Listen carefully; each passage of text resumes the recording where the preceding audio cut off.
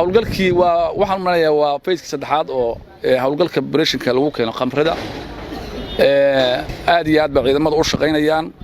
runtii anagu waxaan oran karaa isbeddelkii u baahnayd gaalkacyo waxay ahayd daraagiska iyo tuugada iyo shabaabka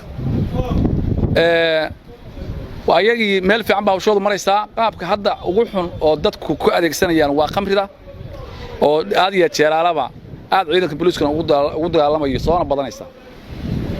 runtii tilaa meel fiican bay maraysaa hawsheedu waa aad iyo aad baan ugu mahadcelinayaa ciidamada ammaanka iyo saraakiisha waa shaqo wanaagsan ciidamaduna waa hadii la jaalana way u taagan yihiin anoo marka ka faa'iideysanaya aan rabo inaan kaga faa'iideysto saxaafadda waxaa jirta ammaan darrada midda hadda yaamaha iyada taliya soo aad u soo noqnoqotay dadka tahmiinkii mobilada furanaya oo dhalinyaradaas go'aan baa laga gaaray haddii aysan ka tanaasulin waxa ay ku jiraan qofkii lagu qabto mobil asagoo furanaya ama lagu soo eedayo ama ay ku cadaato waxaan u sheegaynaa inuu tilaqaabta ugu habboon mudanayo runtii loo xukumi doono muddo dheer in lagu xukumi doono waayo waa kiis culus weeye dilal baa ka dhacay qof mobil lagu dilay hadiya tirana waa kiis marba iska daba yimaada waxaan markaa ugu baaqaynaa waalidiinta dadka dhalinyarada oo mobilada furanaya dhalay qabsada ciyaalkiina wax u sheega haddii kale hadhow marka ciidamada booliisku ay gacanta ku dhigaan maxkamadda aad ku aragtaan ha ka daba imaanina operationkan xalay annaga soo qabanay waa ku soo guuleysanay haddii alla idmo waa sii xoojinaynaa waana ka daba tegaynaa meel kasta oo ay taallo waxaan kaloo ku darayaa qolyaha mobilada furta nin kasta gurigiisa loogu tagayaa loogu dhacayaa haddii alla idmo bismillaahi raxmaani raxiim waa 28 bisha July 2020 halkan waxaanu ku soo bandhigaynaa qamri ay ciidamada booliisku ka soo qabteen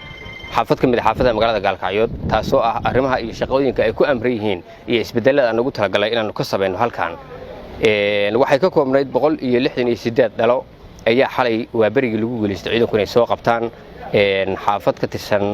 xaafada Israac garana aaga suuq barwaaqo waxaan aad ugu mahadcelinayaa ciidanka booliiska oo hadiya jeerale u taagan in ay shaqadan laba jibaaraan isla markaana ka soo dhalaalaan waxa ay ku dhaarteen iyo waxa laga sugayay intaba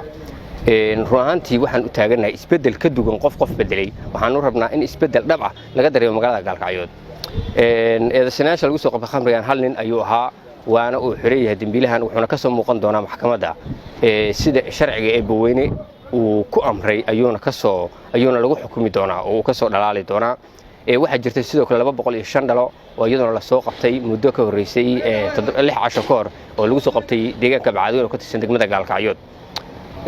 run ahaantii waxaa naga go'an had iyo jeer in aynu ka soo qabanno wixii draagisa iyo wax allaaliya wixii amniga khalkhalgelinaya sidoo kale tuugada ayaa baacsi lagu hayaa iyo draagiska iyo falalka amni xumada oo dhan oo argaysto ay qayb ka tahay